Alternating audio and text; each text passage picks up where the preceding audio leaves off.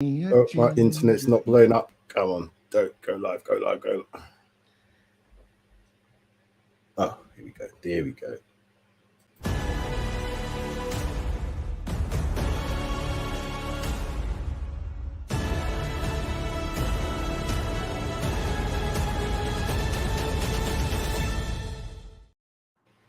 Hello and welcome to PAXTON ROAD TV. I am Sam Spurs for Life, and this is your PAXTON ROAD TV preview show for the game.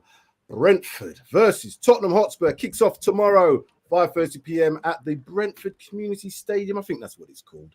5:30 kickoff, and I am joined in the house by super guests as always. Sean Hurl, PAXTON ROAD TV special, and Jack Flatcap Euro, also of the Irish Hotspur. Welcome, gentlemen. How are we today before the start of yet another weekend of nail-biting football? Oh, another weekend. I feel like, are we even cut out for this, Shane? I feel like that's the other thing as Spurs fans, because we all want to be here. We all want to be challenging, but it feels like we can't even take it. We can't even take the pressure. I'm starting to, bow out myself. My heart's in my throat every single weekend. I even as well, with the Arsenal-Chelsea fixture, which who knows, we'll probably try to avoid. I was even, predicting, just you can't trust these guys. They're just going to make it more interesting. I don't know. I'm not sure if I'm cut out for this, Shane. I'm not sure.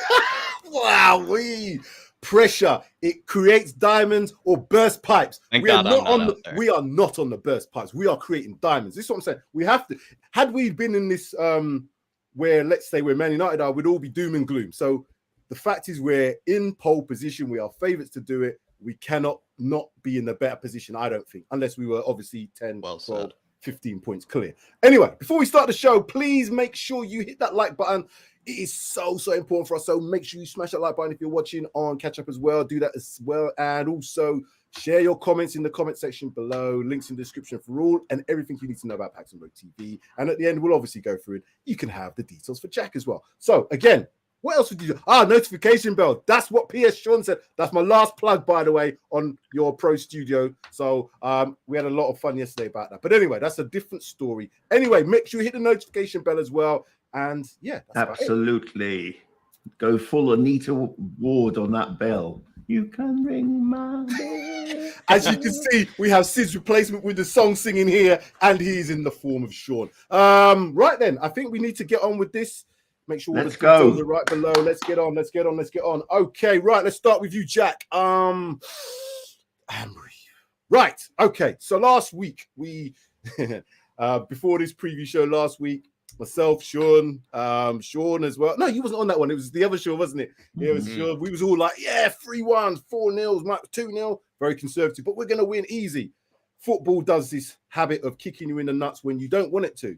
As we've seen results this week as well, Arsenal going to the Emirates, Arsenal going to Stamford Bridge, pulling off what I would almost consider to be a miracle based on the form that they were having and going through. So for me, there's no excuses now. We are in the same situation we were last week. We're still in the 4th place, so that's not changed. So let us now galvanize ourselves. So my question to you is, what are you expecting from Spurs in this match, Jack? I mean, I feel like they respond one or two ways from the wake-up call. Sometimes I feel like the Spurs squad, maybe the fact that everything was going right for them so well and so quickly that maybe once they got ahead, they really just didn't know what to do with themselves. This whole season has been us kind of looking at what everybody else in front of us is doing and seeing them kind of capitulate in front of our eyes. And then all of a sudden we're, glaring ahead. We're, the horse at the final turn, right ahead of everybody. It feels like maybe we just needed to, get a bit of a wake-up call to remind ourselves what's at stake. I hope they realize that they also got away with one, with the weekend as well. Even with, the Arsenal-Chelsea result that still happened, I feel like they still should realize they got away with one. Antonio Conte has to be sending, shockwaves through that dressing room that if they had, won that Brighton fixture, they could probably be, celebrating even more. Maybe, who knows, Harry Kane could be taking more days off with the Masters, maybe take another trip down to, Levy's boat, over in the Caribbean. I feel like that Brighton fixture, I just hope maybe it's just kind of understood, maybe Shane, that, you know, if they had at least gotten a draw, if they at least gotten a point, if they hadn't even, you know, given up all 3 points, we'd be in a much better position. So hopefully they realize that they kind of got away with one, with not having to deal with the consequences of that sort of result. And I would say, though, maybe my last little point, I mean, Brentford have been a very, very tough team to go to, actually, this season. I think something about they've won the most points in London derbies this season, apart from Chelsea. So who knows? Who knows? Could be a lot tougher. Maybe not another 3-0, 4-0 prediction from me. Oh, no. That's where I will now stop. I'm not going to be getting 3-0, 4-0 predictions. Learning my lesson now. I've learned my lesson as well. But I'm still looking for us to be, you know, on the front foot. I'm still looking for us to win this game. I'm not looking at it as, oh, it's Brentford, because at the end of the day, when we looked at the fixtures, maybe even a few weeks ago, we all said, probably as a United fan base, that's the best set of fixtures that we could have. Absolutely. In comparison to Man United, in comparison to Arsenal, in comparison to West Ham, who are the three teams that are chasing us. So we can't flip-flop now. I'm not going to flip-flop and say, oh, this looks harder now because, you know, Arsenal won. I don't care. As long as we do our stuff. I told you, Shane. I can't take it, Shane. I told you I can't take it. I can't handle the pressure. I can take it. I love this. This is what I mean. I love the pressure of these situations. Obviously, I'm not playing, so it's not going to affect me in that sense. But these are what you mean. We'll wake up tomorrow and it'll be like, the game's on. And that's what it should be. It shouldn't be, the game's on. It should be, the game's on. So, Sean, come to you next. We talked about tactics in last night's show. Do you think there's going to be any change in terms of the tactical approach for tomorrow? Maybe the formation? I know there's going to be obviously a personnel change, potentially, we hope.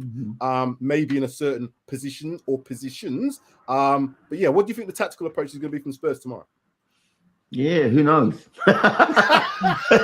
Good answer. Who knows? Good answer. They've had a week at Hotspur away. They've had a very, they've probably had a very pissed off Conte. I noticed in the training room pictures, there's no smiles here.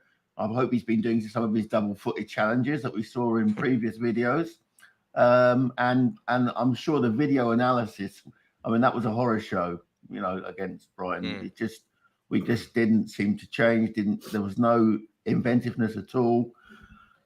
Injuries were one of the things that we did say could impact on us. And I think, thinking back, I do seem to remember that Bentancur was carrying an injury going into that game. So it could well have been that that impacted on the fact that he couldn't last the full 90 minutes. So let's hope, you know, fitness has come back. I hope they've reflected on that game and just put it behind them and think more about how they performed against the sort of, you know, Villa, where they showed real cojones that day. You know, they were under an assault in the first half, you know, both in a full sense and in a, you know, street sense.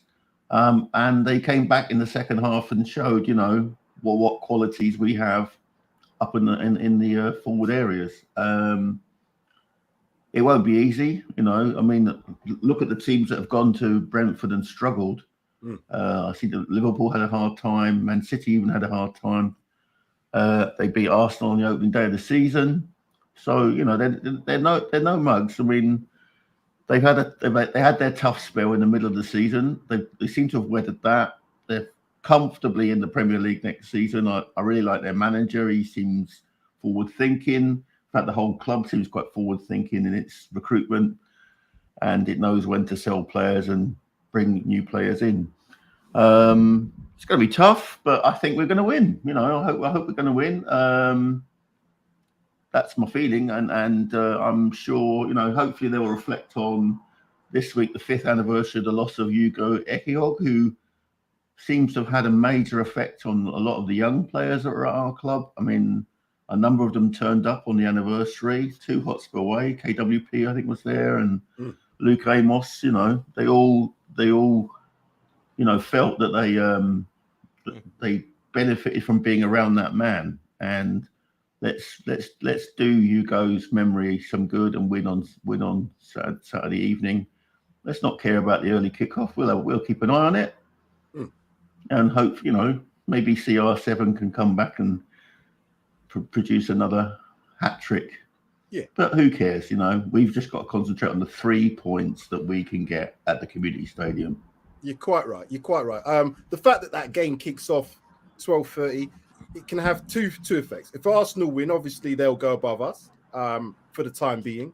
If they draw, they go above us. So again, the likelihood is Arsenal probably will be above us tomorrow because it's going to take a monumental effort from Man United to win that game based on how they're playing. But we said that about Arsenal a few weeks ago as well. So I don't know what's going to happen in that game. Again, as you said, I don't really care because we have to do our job. So is that going to have an effect on us knowing the result? Not really, because I think Conte, he's a manager who's used to being in this position. When I say in this position, at least chasing for something of glory. And in a sense, this top four is a mini sort of glory for us of the teams that are chasing that last European Champions League place. Not to forget that Chelsea are only 5 points ahead. And one of the things that I learned after watching some programs yesterday on YouTube, they've won exactly the same amount of games as us, 18. The fact is they've drawn 5 more games more than us is the reason why they're 5 points ahead. When I saw that, I was like, oh my God, Jesus Christ. Where could we be had we had some of these other results? Hey, calm your jets, boys. Calm your jets. And this is what I did. I went like this. I went into Zen mode and went, because I can't do that to myself. Looking back at some of these results, the home results against Southampton, the results against Crystal Palace, all them. Right, again. I'm going to stop. I mean, look, Arsenal had all these games in hand on us. They lost the ones we expected them to win, Southampton, but they won the one that we never expected them to win, the game in hand against Chelsea. Yeah. It's going to be like that. And, if you're not strapped in now, you're going to be in the A&E department before you know it. Enjoy it. Everybody's just got to enjoy it. What I'm expecting, or what I'm not expecting to see tomorrow, is a lack of fight. What I don't think I got enough of last week, even though the tactics from Brighton were really good to nullify what we were doing, and most of the players weren't up to scratch. But again, I put more of that down to the way that Brighton played and maybe a bit of complacency from us. There can be none of that tomorrow because it's now, as Dino has said, and I'll put it up again, it is now squeaky bum time. So the players will have to perform. And if they can't perform, you have to have fight. And as Conte big up said, Dino, that's absolutely spot on with that comment. Very true. And as Conte said, you have to fight. Every game now in the Premier League is difficult. He's now said that. He's realized that from a long time, but it's now galvanized that. So the players shouldn't be going into this game thinking to themselves that, 3 points is a given. But if they perform to the levels they have been, 4 out of 5 wins, we should be winning this game tomorrow. Let's go to this comment from Dino Dinosaur here. Brentford fly forward. Conte must have worked on setting up traps and 0 free kicks near our box. Yeah, they're a big team. So we don't want to be giving away too many set pieces to them. Yeah, throw-ins are going to be an issue tomorrow as well because they've got some pretty dynamite throw-in takers. I think the centre-back comes up and takes them. Yeah. Jack, from a tactical perspective, what do you expect Brighton? What do you expect Brentford to come with? Because they've used the last time they played us, it was a 3-5-2. They had Tony up front. What's the guy's name of the other guy? Mbuemo or Mbuemo. That's but it's the other way around, where like the EU is before the U. So I'm always very confused, with that name. But I feel like they'll go with.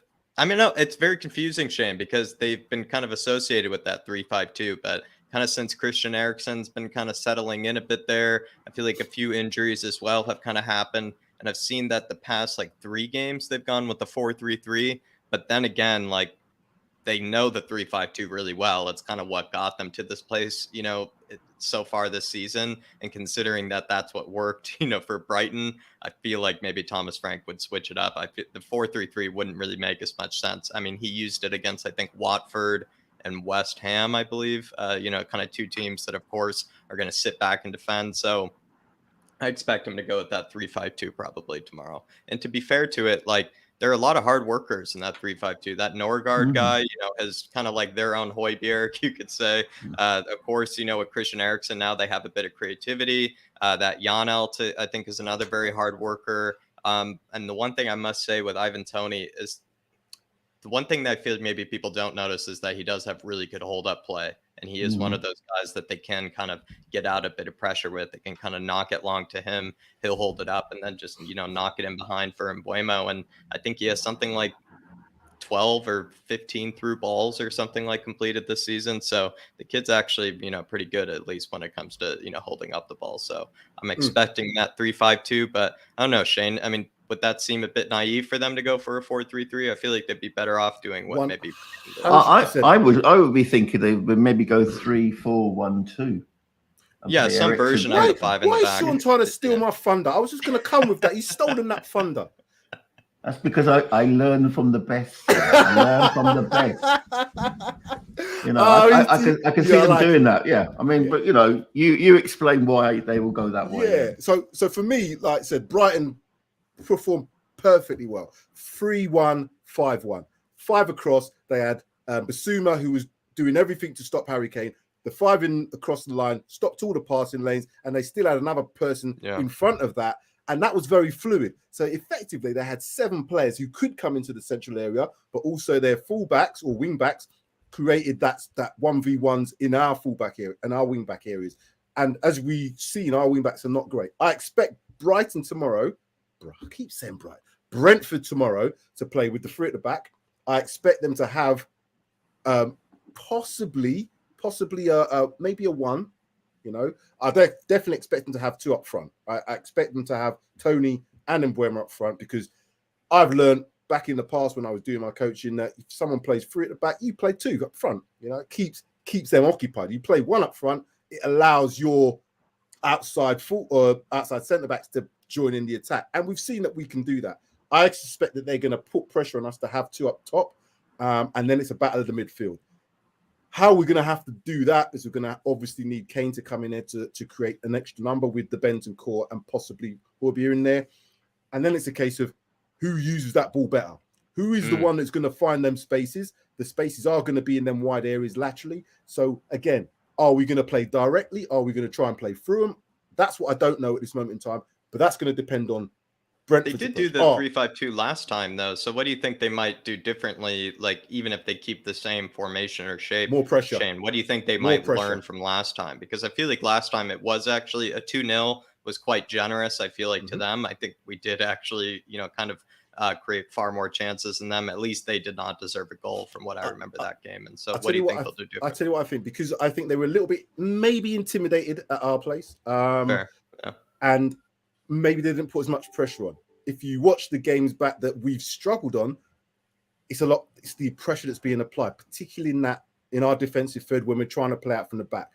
Yeah. As I said, Brighton did that fantastically well. The teams that have done that, and I think and Sean mentioned this before, the Southampton manager, what's his name? I can't even remember. Hasenhüttl. Hasenhüttl. He basically came out and gave that blueprint, said, all you've got to do is put a bit of pressure on them and block the midfield up, and they're not as effective. And that's been proven. So what I'm expecting Brentford to do different than what they did last time is to apply more pressure in the forward area. That could have a good effect on us, because that might allow us more space to have the transitions. Yeah. But it could also have a detrimental effect on us if we can't get out the back. So it's going to be interesting, but I'm confident that we have got we have to win and we have to perform. So there's no excuses there. And B, Brentford don't. So at the end of the day, you know, if they go a couple of goals down, are they really going to say, well, we need to win this game to stay up? No, they're not. So again, first goal, as always, really important tomorrow. You're in some good form, though. So like, I kind of wonder, like, you know, are they maybe now, you know, putting on the sandals just for this game? Or are they going to, you know, maybe wait one more game until they put on the sandals? I think 39 points and I think 39 points. Go on, Sean. I think 39 points. I think they're in a really good run. They've been tearing apart some teams recently. You know, even Chelsea, as we saw. The cross London dynamic will have an effect. I think. You know, if you know they're a team that's kind of wanting to show that they can mix with the big boys in London, in the capital. I think it's, you know, I don't think they're on the beach yet.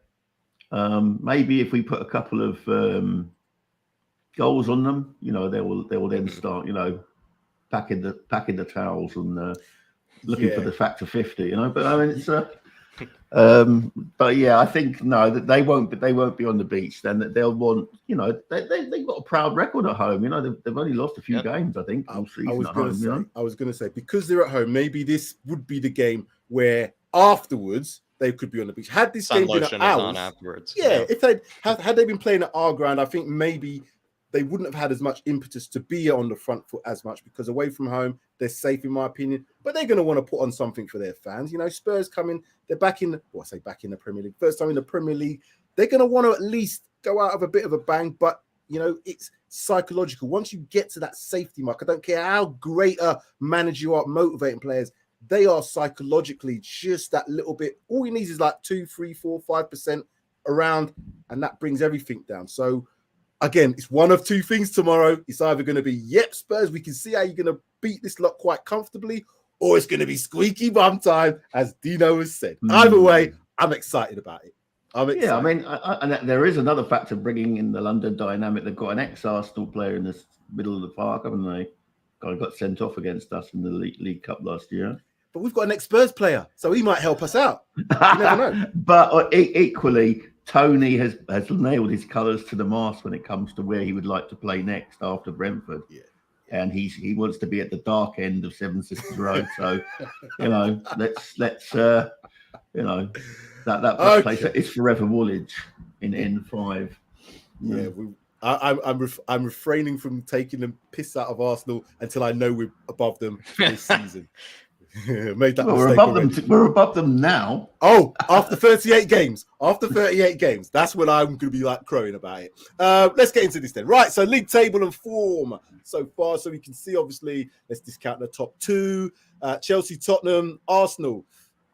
Are we in I hate to say, I've been trying to kind of avoid this and could we, depending on what happens, put a little bit of a challenge on Chelsea if we win this game tomorrow? I think we play. Do they play tomorrow or do they play Sunday? They might actually play Sunday. We'll get to the fixtures in a minute, so that will help. But the point is, Arsenal, same points as us, but an 8-goal difference. Manchester United, 54 points. Again, they're 14-goal difference. I really think we can probably discount West Ham at this point, having played 33 games, and their European exports that they're going into. Looking at that table then, it makes good reading. It makes good reading because we're there. What do you think, though, is going to be the effect of, let's say Arsenal do win tomorrow, Jack? Is that going to have I know we've talked about it earlier and said that it shouldn't necessarily mean the players think any differently. But again, that psychological thing, do you think playing first or playing second in this situation is better for us? Yeah, I think actually playing second for us has worked for us in the past. I think what we see happens, it gives us that motivation where we know then we can't, screw up in any sort of way.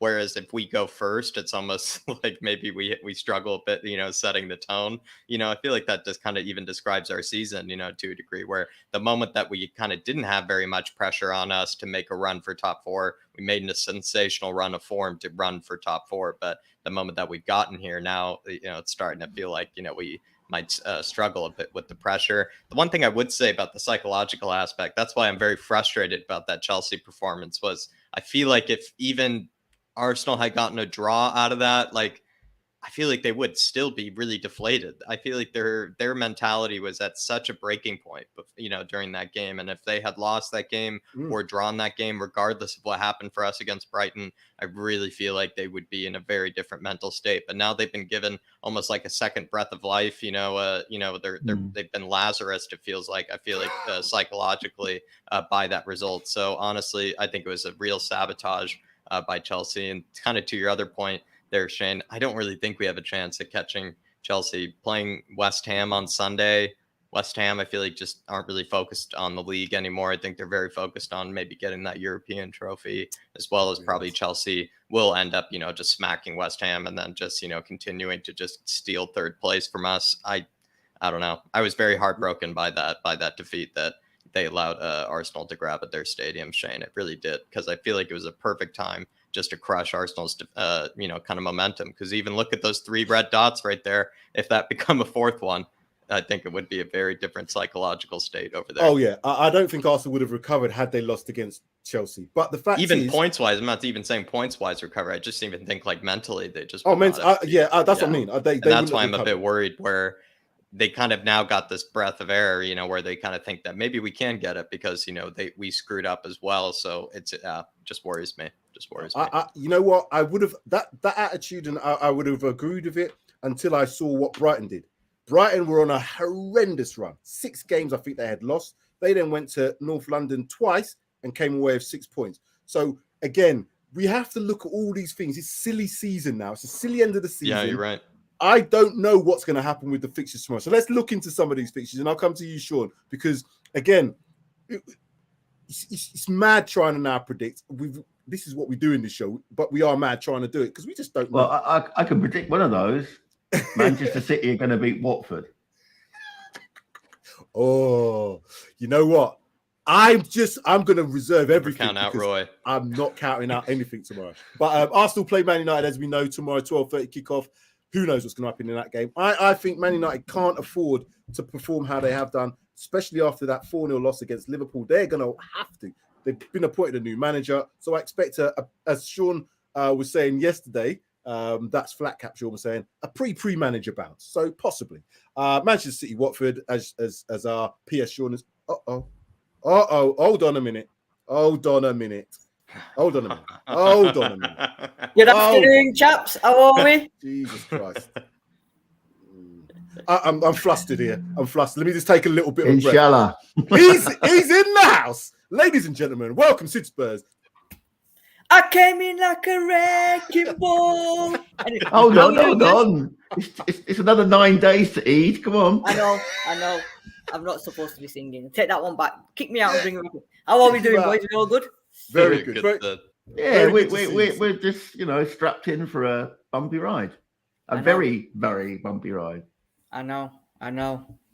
Before you get into your bits in, I'm just gonna finish off these fixtures and then I'll come to you next. Then, then. So the fixtures: Brentford Spurs kick off 5:30 tomorrow, and then on to Sunday: Brighton Southampton, Burnley versus Wolves, Chelsea versus West Ham, which has an effect on us as well, depending on that result. I think West Ham have got other things on their mind, and possibly Chelsea as well.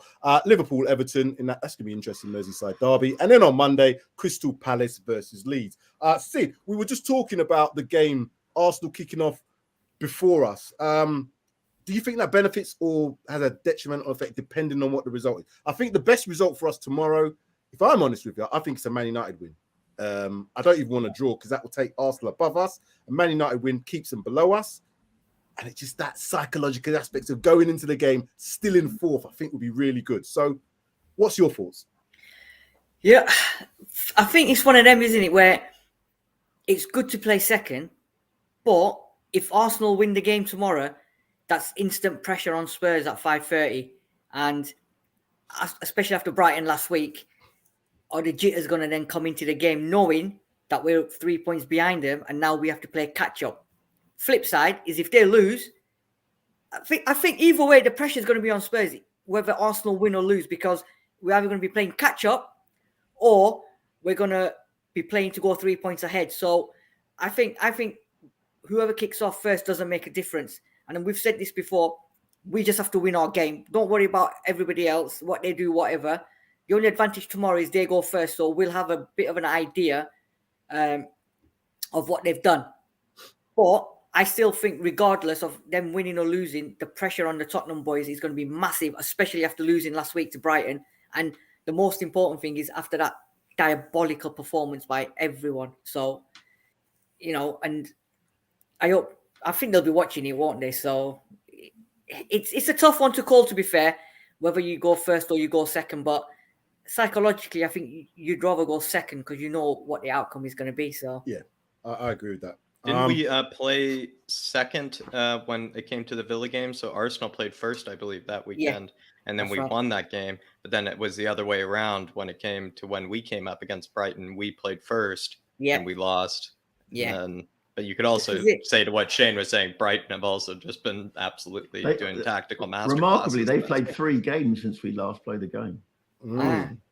Yeah, and that's what I'm saying. So, and all those games, if we look back 3 or 4, even 4 weeks ago, Arsenal with them 3 games, we were thinking, all right, if they win all their games in hand, and we knew that there was a Chelsea, they were still going to be 3 to 6 points above us. That's been taken out now. Yeah, their game's been played, game in hand, even though they won it, and we're still 4th. They might struggle going first again. You know what? Going first is good if you're playing at home, I believe, because if you're playing away and you play second, I think that's real pressure. That wasn't the case for us, though, last week. I know. This is what I'm saying. This is why the psychological games that Spurs play with my head is not good. Anyway, the only thing is, I was going to say, the only thing is, right, for them, they've got young players, so they're going to be up for it, and to be fair, the pressure's on Spurs. I don't think Arsenal have got as much pressure as we have. I think they're just going to go in there and they're just going to do what they got, because they've got the excuses lined up, haven't they? We're young, we got no strikers, he's not playing, he's injured, blah, blah, blah. So the pressure is always going to be with Spurs, because as we all know, we're the most loved club by everyone, aren't we? So, you know. Let's look at the last 5 league results for both teams. And then, again, all these things that we do, is it going to indicate always? It doesn't give it anything now at silly season. But anyway, last 5 league results for us. As we can see, we scored 14, conceded 3, won 4, and then we had that loss, obviously. Good form. We've been in good form, so we can't. And again, before that, probably, I think it's 6 out of 7 or maybe 6 out of 8. I think it is something like that in terms of wins. We look at Brentford.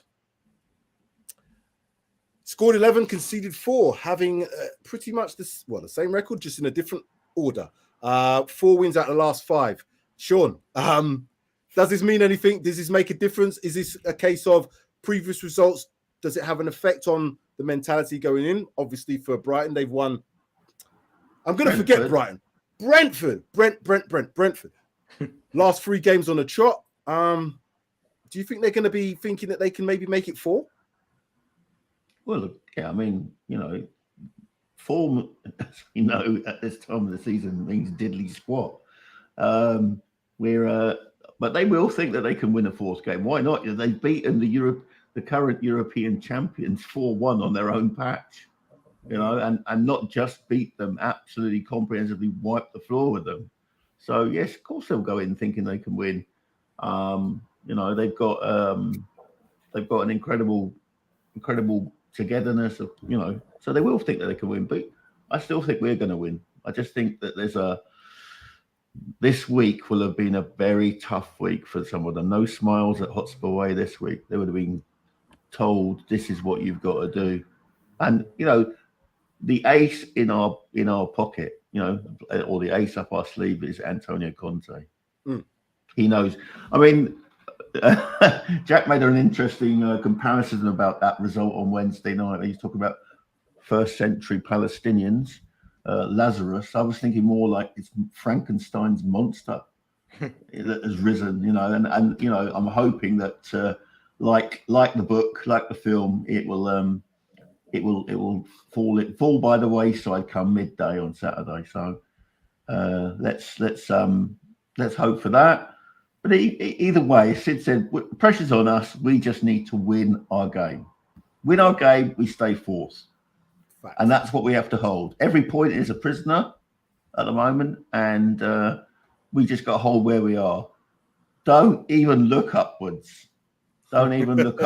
Just look at the number that's alongside our name. And as long as it stays 4, come Monday night, whatever, that'll be good enough for this week. Take it on into the next game. Okay. Well, I couldn't find, because Brentford have only just arrived into the Premier League, going back for the last 5 away games didn't make any sense, because it would have gone back to 1949, I think was some time. So I was like, you know what? I'm going to ditch that. So I just put the last 5 games, because we played them 4 times in the League Cup. And the only other time we played them in the Premier League was obviously the game we played in December, where we won 2-0. But a little bit of a theme to this. Obviously, we've had some good results. But again, looking at the home results, whether this makes any difference or not going into tomorrow, all the home results for us have been good. But we haven't beaten them away. Again, going back further we are. But last time being back in 2000, that was in the Carling Cup, and we went through on that occasion. Now, Jack, how and where will this game be won or lost for either team? Is it a case of the old Graham Souness, the battle's won in midfield, or are there other areas where you think there can be manipulated for us to maybe create more opportunities? And I'm kind of hedging towards our wing backs. That's what I'm kind of alluding to. You could make a case that we probably win and lose games based on how poor you could say the wingbacks play. If they play, extremely poor, then we have a good chance of losing. If they play decently enough, then we have a decent chance of getting a result. What I would say where it's won and lost actually is how we can take advantage of Harry Kane Sonny and Kulu against those three center backs. Because I will say, while they're all, big, tall, and Danish, Shane, they do look like kind of, those big guys. And I think like the first Star Wars movie or the second Star Wars movie, the big White Walkers that can, fall to the ground for me, because they're all absolutely ginormous, but pretty, I would say, slow on their feet. And you would imagine that if Harry Kane ends up losing one of those, and maybe one of those guys like Norgard, doesn't really have, responsibility for him, you could see that Sonny run just absolutely destroying them, because they don't have a lot of pace in that back line. I mean, the counterpart is those guys are probably all very good in the air, and they will give, Romero, Eric Dyer, Ben Davies a lot of trouble from set pieces. But I think any sort of situation where if they do want to press us, like you were saying, Shane, when we do get that ball into Harry Kane and Sonny's on the run, I feel like those three center backs would really struggle against those sort of runs against Sonny, because they're either going to have to time him offside, or they're just going to be conceding goals, to be honest, if they're going to be, pressing us. So they're going to have to go about it one or two ways. Either they try to take the game to us, and that means that Sonny threat could be there, or they sit back really deep, and then it would probably be just a tough 1-0 or 2-0, kind of scrape by us. But that's where I say it's going to be one, though, Shane, is those big center backs. While they may be, big, kind of tall and kind of scary, I feel like if there's a lot of green grass behind them, that's where you can definitely hurt them. Yeah. So although they've had some pretty decent results recently in terms of not conceding, we looked at that, they've conceded 4 in the last 5.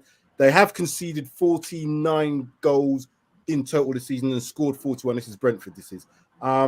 Again, they I would say pretty consistent for a team that's just come up into the Premier, first time in the league. I think that they over the moon. They are as happy as they can be, given the results that some of the other teams, Everton and Burnley particularly, not doing too well. Established Premier League teams. So there's probably one of them two who's going to go. So Brentford must be over the moon.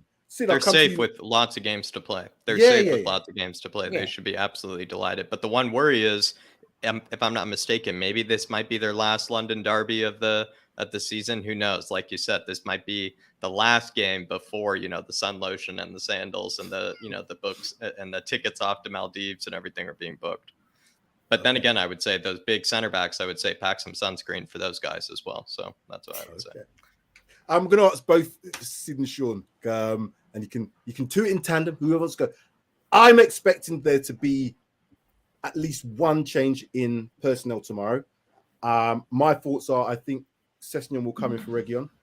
I don't think Emerson will come out of the team for the fact that Doherty's injured, unless he goes and does a madness and then puts someone like Lucas or Bergwijn at right, or even Kulusevski as a wing. But I can't see that happening, so I think he's going to stay with that balance. But do you foresee anything, other changes possibly to the team selection tomorrow? There was a lot of bad performances last week, but like you said, apart from Emerson and Reguilon, is there anybody else you would take out just because they had a stinker last week? No. And just to know, Conscience said there's no other injuries. The only 3 players are out: Yaphet Tanganga, Skip, and who else is Doherty. here? One more. Doherty. Yeah. Usually, we've got a fairly leaky training ground. So if they've been working on anything, normally something would come out. And I think, nothing has been said. It's been all, behind closed doors. I would imagine that like you say, I can see Reguilon suffering for his terrible performance last week. And I, much as I would be prepared to try a Mora or a Bergwijn at right wing back, I think he's not going to do that. So he's going to stick with Royal. No. So I think we'll have one change, and then it's up to the boys to work their magic, And Kulu needs to learn from last week that he's going to get kicked now because people are trying to find out about him. And he's not going to be able to just waltz around players as he has been doing. He's, people are taking him seriously, and as they should, because he's a great player.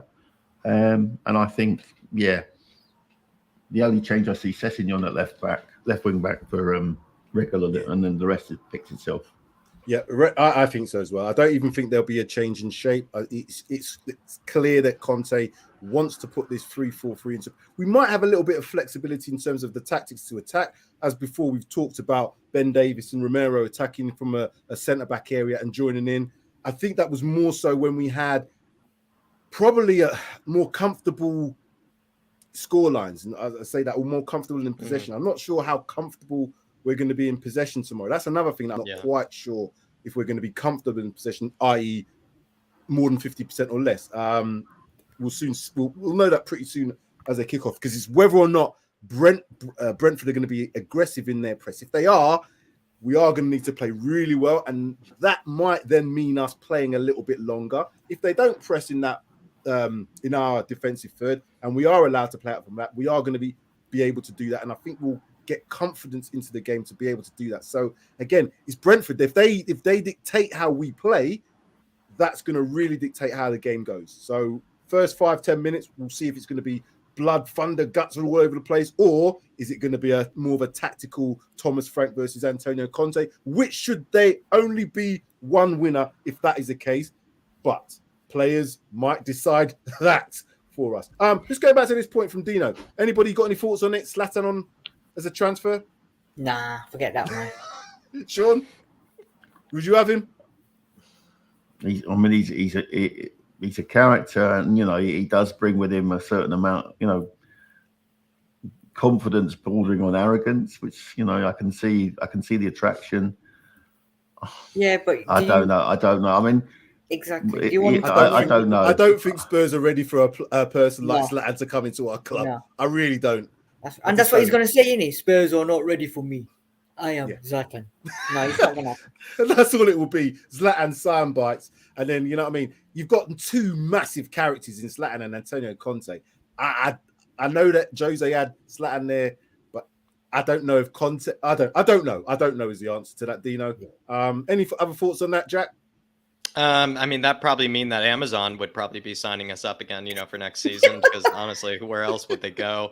And then as well, I must say, I think he has 8 goals or 9 goals with 800 minutes played or something this season. So while he may be 40 years old and while he may talk in the third person, he still knows how to hit in goals. Yeah. I'll get him his SIA badge. Yeah. No, we've already got security. I'll put him through a course. We've got that other guy at security, haven't we? We can't take his job away from him. It's true, but that Zlatan is the third person thing. Zlatan doesn't do Arsenal, or Zlatan doesn't do Spurs. You know what I mean? That's just classic. That's classic Zlatan. But anyway, we'll move on from him. The favorite part of the show. You know what it is about. You know what it's about, gentlemen. And now we're going to be more reserved in this part of the show. Hold on. Not 5-0. I'm getting the old book out again. I'm going to put these scores down, and we're going to start off with you, Jack. The pressure's on, because what you set the tone. I set the tone. I set the tone here with mine. 2-0. 2-0. Ugly. Nice and ugly. But it's going to be 2 goals. First one against the run of play to kind of silence the crowd. Second one comes in the second half, nice and early. I see. This is why Jack's on it. He's a tactician. He puts it all right. You know what I mean? A goal against the run shows you how. There's nothing you ever get more, especially this time of the season. You get that goal, just when you think you're under the cosh, then all of a sudden Son's clean through and he just buries it against the run of play. It's our first shot on target after Hugo's just been peppered all game, and then we get the goal against the run of play. I see it happening in front of my eyes right now. Fabulous. There it is. Fabulous. I'm gonna move to my right. Downwards. Yes. Sean. Yeah. I like this now. We're all more reserved, aren't we? You know what I mean? Remember Brian last? Yeah, we was all laughing and joking. It's gonna be easy. No, hold on. Not all of us. Not all of us. I apologize. Both you Jack and Sean has painted. He is. It's hard to get rid of that image picture. now. Has he painted a picture, or has he just done the outlines for a colour by numbers? I don't know. How many levels are you ahead of us? I do see our number 7 bearing down 1-on-1 with a goalkeeper and burying it at some stage tomorrow. I think I can see that. I can picture that. He likes to score against them. I think he scored in the last 2 times that he's played them. So I think it will be 2-1, perhaps, with us taking the 2-goal lead and them keeping us honest later on. Yeah. Maybe even Ericsson scoring for them. Let's not hurt. 2-1. 2-1, I think. I don't want it. If Ericsson, Ericsson's not as bad as Dele Alli scoring against us, but it won't be nice. It won't. Anyone be nice. scoring against us that's our former player is bad enough. Doesn't matter if it's Dele Alli or. No, it's worse if it's Dele Alli. No, it's not. It is because Ericsson's at least he's good. If Dele Alli scored, he's shit, and that will mean he's. Anyway, sorry. You can see Dele's having an effect on Everton. Did anyone see the picture of Tom Davis walking down the side of the pitch this week? Oh my God, what threads he had on! My God, they're giving ASOS a run for their money, mate. I'm sure they're all wearing ASOS. Telling you, Boo-hoo, man. Oh my God, Boo-hoo, man are loving life with Everton and bloody Dele Alli and them people. Tom Davis and Calvert-Lewin, all of them, innit? Fabulous. Especially Calvert-Lewin. He's got handbags and everything. This is what I'm saying. Oh, God. What's going on for Everton? That's why they should be in the position they are, because you can't have handbags. No. You know what I mean? They talk about Liverpool, you're bloody joking. Jesus.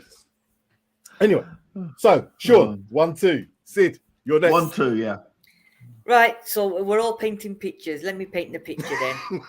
Let me paint a picture. Mine's a bit more gruesome though, yeah? We're going to kick off.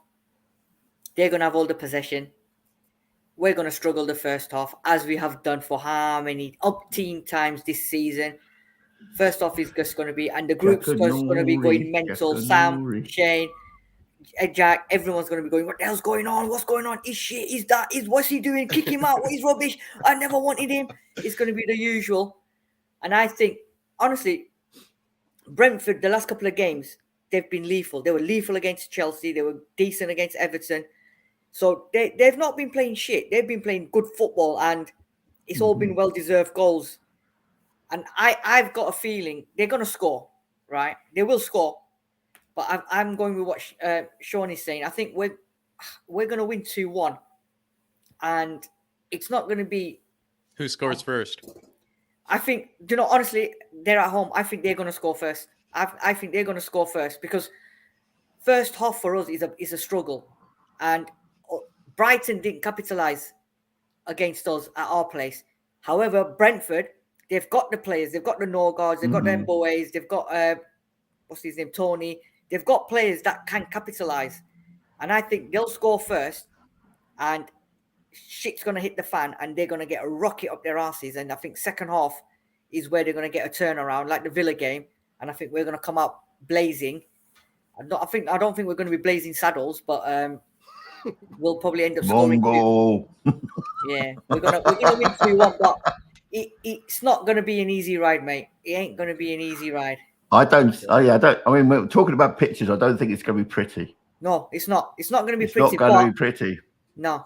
I would love it to be. Am I right as well? To say that was a Van Gogh masterpiece, like behind me. And am I right as well that Brentford's another one of them small compact stadiums?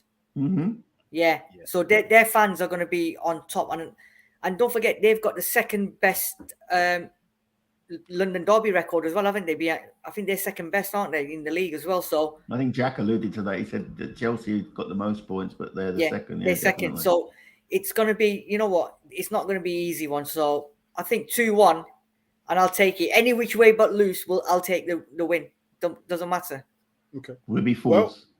So good so far. I'm going to join all of you. I'm going to go with a 0-2 scoreline. So Tottenham to win it, and I don't obviously know what's going to happen, but my thinking is I think we're going to give up the ball tomorrow. I think Brentford being at home, I think they're going to be on the front foot, and I think we're going to have a good compact shape. Our 5-4-1, as we've seen, that's going to be very much, and we're going to play from there. I think we're going to play from deep and counter-attack them into the spaces that they are possibly going to leave behind.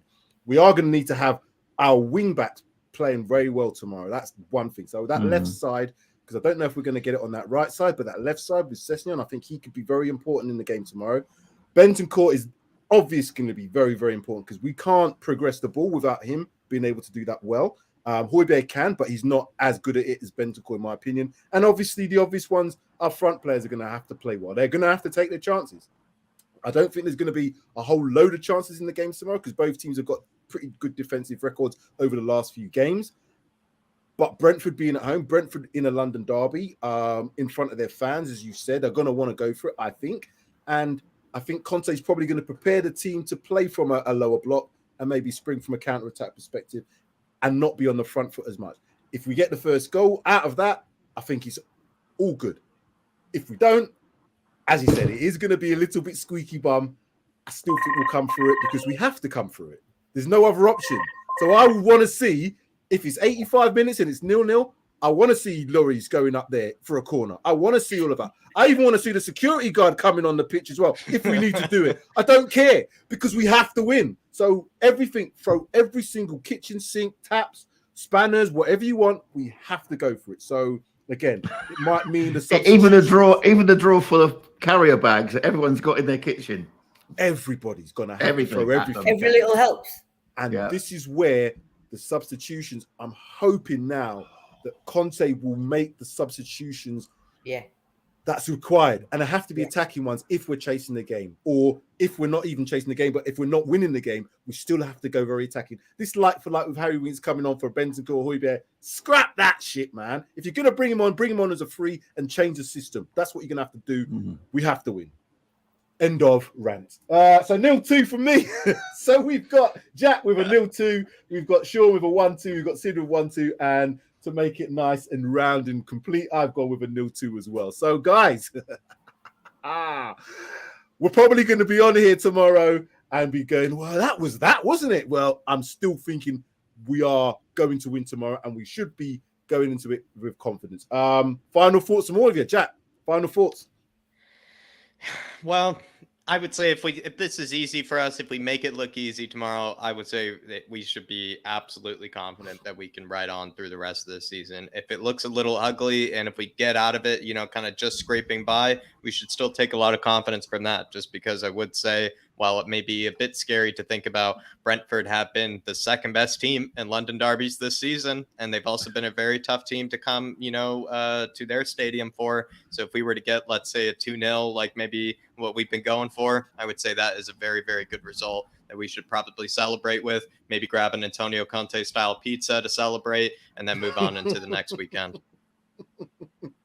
I like the advertising as well. So yeah, this is good. This is what this is. I don't know why the pizza shop hasn't shown up yet. Why haven't the pizza shops been showing up outside the stadium? They should be handing your own personal, pizza after every single win, Shane. Okay, but they're asking you, Jack. Mick's saying, is the Irish Hotspur on later, Jack? No, we're just doing that little pre-recorded. Yeah, that little pre-recorded stats with Jack. There it is. There it is. The beauty of live TV. It's fun. Live YouTube. But it's still on TV, or on your phone, or on your computer, or whatever you want. Anyway, Good Beats is also saying... The message is getting out there, yeah. Good Beats Entertainment, thank you. You were great yesterday for us. It's going to be very tough. Just playing them when their form can't allow them to score first. 100% agreed. Any team that scores first against Spurs, apart from when we see the Leicester game, and you know what I mean, it's one of them ones where I don't think we're going to get that anymore. So I think you need to control... But we were battering Leicester at the time. We were. Yeah, they scored against the run of play on both occasions. Yeah.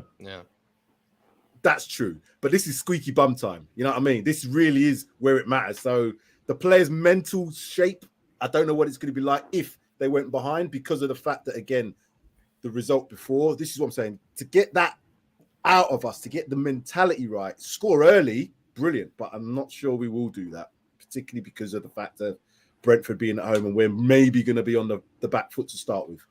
CX5931, thoughts on the news that Conte wants to go to PSG next season? Anybody heard about that? There's a bit of news coming out from Le Parisien, I think, saying maybe Conte is considering a move to PSG next season, and the news that he would renew with Spurs or, give his dedication to Spurs for next season aren't entirely certain. The big issue with that, though, is for him to just pack up his bags and leave for early through his contract, that means he'd be violating his contract, and then PSG would need to pay for him to get out of that contract, which I think would be kind of complicated. I don't think it's a problem money-wise for them, but I hope it doesn't happen. Well, I don't think money's a problem for PSG, but what I mean to say is Spurs could say to Conte, Spurs can say to Conte, you have a job here, you have a future here till the rest of next season.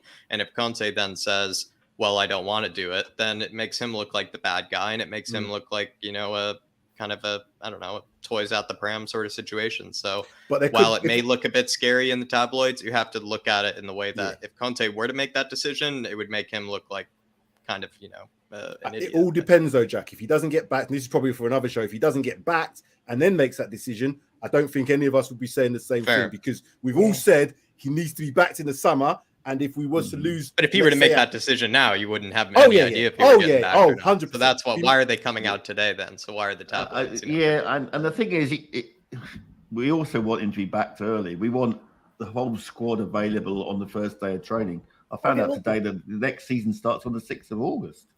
Yeah, I'm really surprised. Yeah, it's because of the World Cup. World Cup, yeah. But he's already made his list up, and he's already told the players that he wants. So, and they're all Paratici is working behind the scenes now. So, I think that's probably why he wants them ready. I think a lot of the players that we're going to see in the media in terms of the names, I think we can almost forget that. All these Fabrizio Romano's rumours, forget that. Because I think they're doing their business undercover. As we saw with the Bentancur and the Kulusevski deals, they came out not necessarily out of nowhere, but they were certainly under the radar. And we were linked with all these other players. I think that's probably going to be the same strategy that they'll take. There is obviously going to be a list of players that Conte wants. He's not going to get every single player on that list. But provided he gets what he needs, I don't see him moving on. And again, that's probably for another show. Sean, final thoughts? Just, I'm hoping that tomorrow night I can join you, probably from the platforms at Glasgow Central Station again, because I'm going to watch the game with a few of the Spurs boys up here in the town. And that we've won. I've got a feeling we're going to win. I think irrespective of what happens at the Scummerets, it's not really a problem. Cash burden grave, as I like to call it. Scummerets, I like that one. Or the what was the other one? Is the old? It was the old Islington dump, wasn't it? Yeah, that's where it was built on. So down at the dump. Yeah, down at the dump. And finally, Sid, final thoughts on tomorrow. I've said it for the last couple of weeks, mate. We just got to take one game at a time. One game at a time. I like it. I like that. I like that now. And just don't worry. We've just got to win our games. Don't need to worry about them lot or the other lot. You just turn up and you win your game. Let them worry about us. Simple.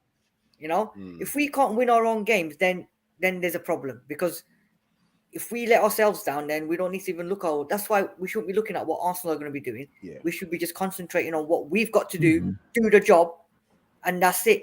Just always one step ahead. We have to score one more goal than the team that we're playing. This is it. One step ahead. That's it. Yeah. As well as that. Well, when you put it that way. Yeah, but as well as that, because they are playing first, all we've got to do is match whatever Arsenal do. No, we don't match it. You just I say not if they lose. I don't want to match. I was gonna say, you lot are you think you're too smart, didn't you? We win our games. That's it. The old adage: if you win all your games, it doesn't matter what the other team do. But them playing first, if they win, we have to win. If they draw, the pressure's not on us as much to win, but a win would make it better for us and put the pressure back on them. So I think playing first tomorrow is probably going to have an advantage for us because they're playing Man United. Had they been playing anybody else, I'm not so sure, but it will take one of them out, I think, depending on how the game goes. If Arsenal roll over Man United, forget them. If Man United roll over Arsenal, I think you could forget Arsenal personally, because again, they've got West Ham coming up, blah, blah, blah. Anyway, football, silly season. And less Lazarus, more Frankenstein. That's it. And forget All or Nothing. Amazon, if you're watching, forget All or Nothing, part 2 for Tottenham next season. It's one game at a time. Ask Sid. That's what it's going to be called. One game at a time. Ask Sid. Well, if you've enjoyed that, folks watching, and if you haven't already hit that like button, make sure you do that now. Smash that like button, notification bell. Sean always reminds about the notification bell, and I always forget. Make sure you also add your comments in the comments section below. We want to hear from you. You've always put your scores in there, so keep doing that as well. And we will endeavor to try and be back on tomorrow with positivity, regardless. Let's try and do that, because we've got to stay with the team regardless of the result tomorrow. It's not over tomorrow. That's the other thing. A lot of the times we might get a result that we don't want, but then it's like, oh, it's over. We're done. We're finished. We're done this. No, it's not over. There's a long way to go. So breathe. Thank you very much for watching. Again, make sure you hit that like button. Can't say it and stress it enough. It helps us out on the channel. Jack, Sean, Sid, anybody want to say anything more before we go? Yes, just come on, you Spurs. I like that. That's what we do. That's what we do. Come on, you Spurs. Jack, thanks very much for being on again. Do you want to tell the viewers where they can find you? Just quickly, over on, like it says down there, Flat Cap Bureau Talk, you can see Darius and I. Everybody loves Darius. You can see him have this little conversation with me. Who's with all the Spurs. Who is Darius? I don't know Darius. I ain't seen him for ages. I keep seeing his name across the ticket. If you want to tape, see I if never he's see him still here. knocking about, if you want to see if he's still alive, still knocking about, I discovered him on my channel yesterday. He was just, happened to hang out over there. And then we were just talking about all the Spurs transfer rumors, basically saying which one would be best for Spurs. And I think you would like it. I think the average viewer, because it wasn't me and Darius nerding out about, which player we think, we should get from what various club. It was all the ones that you've been seeing on the tabloids, all the ones that don't make sense, the ones that, are from the Sun, the ones that are just being reported all the time. We kind of just discussed which ones are best for Antonio Conte. Good discussion. Check it out. Darius 3K. I don't even know who that is. If Amazon are watching, I've got a new title for next part 3. Darius, who are you? Who are you? Who are you? Let's be having you. Who are you? I don't even know who that geezer is. You should be compelled to do a lineup show, Yeah, compelled, because we ain't seen him. You've seen him more than we have, Jack. So, what I mean? Well done. Anyway. He's not been the same since he had to get rid of the See him on the next milk cart. See him on the next milk cart. Disappeared from PAXTON Road. Where are Last you? scene on Flat Cap. That's where it is. Maybe that's what I should have plugged. Last scene on Flat Cap, if you're looking for it. Last scene over there. It's getting delirious. Actually, I think he could be down for crime of the week, Neglect of his pals. He could well be. Thanks for that, Judge Jack. Jodi, nominate that man. Brilliant. But yeah, thank you very much for watching. It's been a pleasure doing this. And as I said, we've got to be excited. I think that's the last message I want to put out. Fans, let's not be knee-jerk. Regardless of what happens tomorrow, let's not be knee-jerk. When this season started and you said we'll be fourth with 5 games to go. 6 games to go. You just said you're joking. With Nuno. Exactly. With Nuno. I remember. Yeah, so exactly. Yeah, we got to be with this is the best position to be in. Let's just take it each game at a time. Right then, Jack, Sean, and Sid, thank you very much. That is it. Just roll on. Let's continue on. And come on, you Spurs. Come on.